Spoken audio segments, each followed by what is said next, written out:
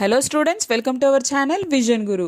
So చాలా హ్యాపీగా ఉందండి. ఎందుకంటే 10th క్లాస్ హిందీ ఎగ్జామ్ అయితే అయిపోయింది. అందరూ చాలా బాగా రాశారు. చాలామంది కామెంట్స్ కూడా పెట్టారు, చాలా బాగా రాసాము అని చెప్పేసి. చాలా సంతోషంగా ఉంది నాకైతే. ఎందుకంటే ఇంపార్టెంట్ క్వశ్చన్స్ అని చెప్పేసి చివర్లో మనము 1 డే బిఫోర్ లాస్ట్ ప్రిపరేషన్ అని చెప్పేసి ఒక వీడియో రిలీజ్ చేశాము. అందులో ఇంపార్టెంట్ క్వశ్చన్స్ అనేవి చెప్పాము.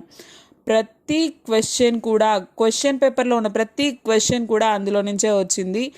ఎవరైతే వాటిని చక్కగా ప్రిపేర్ అయ్యారో వాళ్ళందరూ కూడా వాళ్ళు 100% ఇచ్చారు ఎగ్జామ్లో.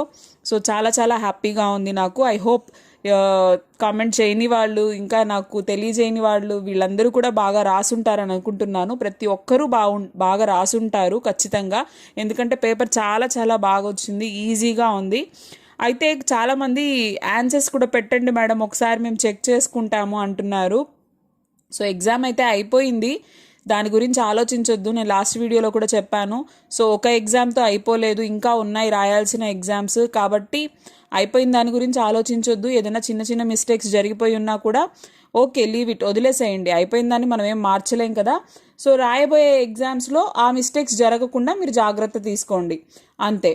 అయితే చూడండి, ఒకసారి ఊరికే మీరు చూసుకుంటారు, ఆన్సర్స్ అడుగుతున్నారు కదా అని చెప్పేసి మీకోసం ఈ వీడియో అనేది చేస్తున్నాను. ఇది మనకి క్వశ్చన్ పేపర్ బుక్లెట్ అనమాట. ఇక్కడ పక్కన నేను కీ ఇచ్చాను చూడండి. ఇక్కడ చూస్తే మనకి ఫస్ట్ క్వశ్చన్ 1 to 12 బిట్స్లో రాత్ అండర్లైన్ చేశారు. రాత్ శబ్ద కా తత్సమ్ రూప్ క్యా హై అని అడిగారు. ఏంటి ఆన్సర్? రాత్రి. నెక్స్ట్ అదేవిధంగా కవినే భావపూర్ణ గీత్ గాయే, ఇందులో క్రియా ఏంటి మనం చెప్పుకున్నాము. క్రియా శబ్ద అంతిమ మే హోతా హై, జ్యాదాతర్ సమయ చాలా వరకు లాస్ట్లో ఉంటుందని చెప్పుకొని ఉన్నాం కదా. గాయే 1964, 1964. నెక్స్ట్ మోతీ డాష్ లడియోన్ సే సుందర్ झरने झरते, మోతియోं की लड़ियों से सुंदर झरने झरते. सैलानी सुबह शाम कंपनी बाग में आते हैं. सुबह शाम ఏంటి? ద్వంద్వ సమాస్ అన్నమాట. నెక్స్ట్ యువావస్థ అండర్లైన్ చేశారు. యువావస్థకి సంధి విచ్ఛేదం అడిగారు. యువా ప్లస్ అవస్థ అన్న దీనికి ఆన్సరు. కొంతమంది పిల్లలు నాకు చెప్పింది ఏంటి అంటే, కొన్ని చోట్ల అంటే ఆన్సర్స్ అనేవి కొంచెం సీక్వెన్స్లో వచ్చాయన్నమాట ఇక్కడ మనకి. అంటే ఫస్ట్ దానికి ఒకటో ఆప్షన్ ఆన్సరు, సెకండ్ దానికి సెకండ్, థర్డ్ దానికి థర్డ్, మళ్ళీ ఒకటి, మళ్ళీ రెండోది ఆన్సరు, నెక్స్ట్ 3 అయ్యుంటుంది అని బ్లైండ్గా కొంతమంది తప్పులు చేశారంట. ఇది కాదు ఆన్సర్. యువన్ ప్లస్ అవస్థ రాదు, యువా ప్లస్ అవస్థ, యువావస్థ, యువా ప్లస్ అవస్థ, ఈ ఆప్షన్ కరెక్ట్.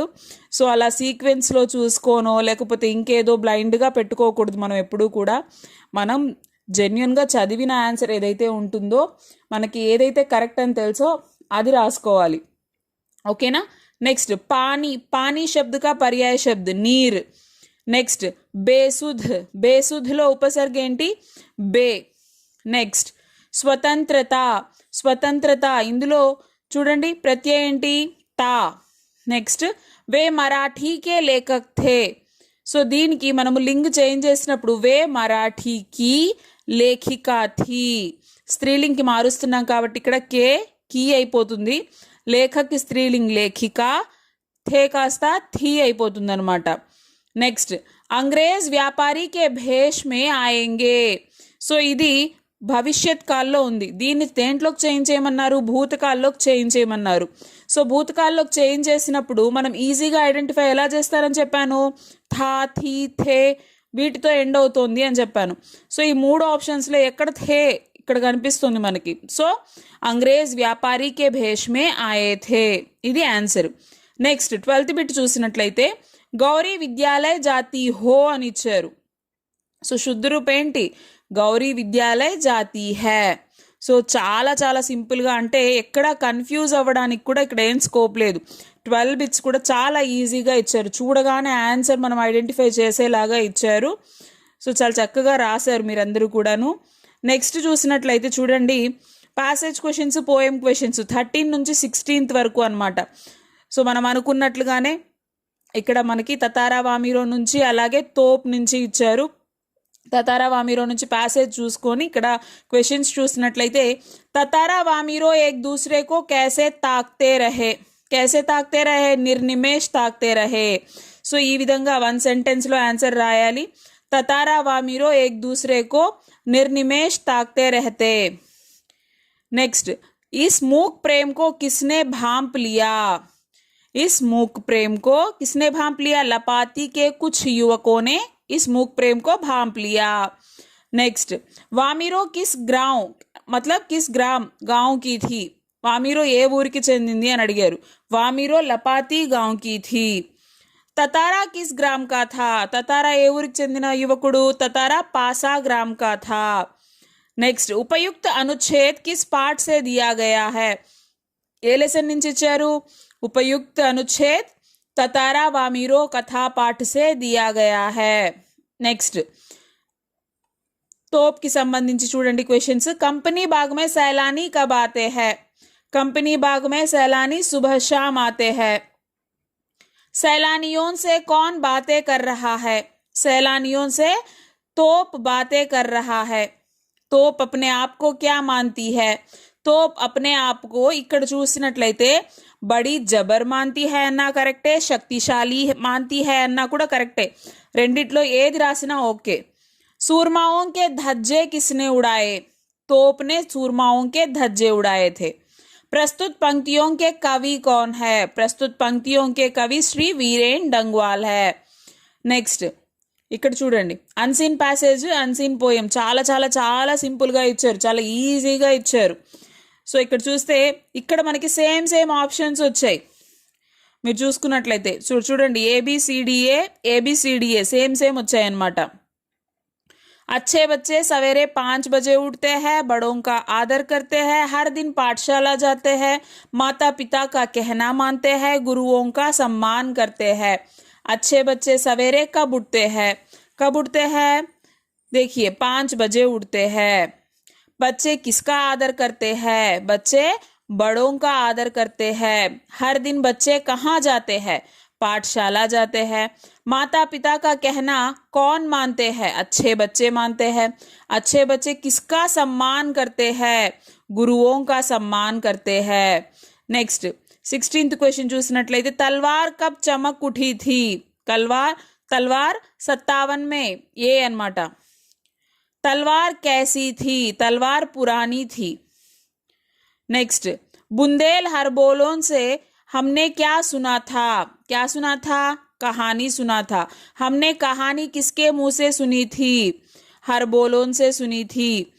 खूब लड़ी मर्दानी यह किसके लिए कहा गया है. झांसी की रानी के लिए कहा गया है. సో మనం అనుకున్నట్టుగానే కవి పరిచయం చెప్పాం కదా. మీరాబాయి కబీర్ దాస్ ఈ రెండిట్లో ఏదో ఒకటి కన్ఫామ్గా ఉంటుంది అనుకున్నాము. సో కబీర్ దాస్ అయితే ఇచ్చున్నారు. నెక్స్ట్, లేఖక్ పరిచయ్ సీతారాం సెక్సరియా గురించి ఇచ్చారు. ఇక్కడ ఈ బ్లాంక్స్లో ఆన్సర్స్ కూడా ఒకసారి చూసుకోండి మీరు.